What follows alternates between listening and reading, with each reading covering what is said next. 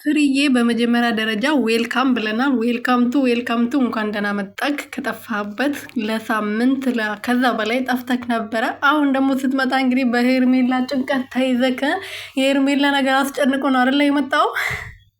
የሄርሜላ ነገር አስጨንቆኛል፣ ቤተሰብ ምን ይሻላል ብለዋል። እንግዲህ ፍሬዩ የሄርሜላ ፎቶ ፖስት ነው የተናገረው እና በጣም ተጨንቋል። ስለ ሄርሜላ ያልተጨነቀ እንቅልፉን ያላጣሰው የለም በነገራችን ላይ። ለምን እዛው ድርግም አትልም? አትምጣ፣ ሲጀምር አትመጣም ከዚህ በኋላ።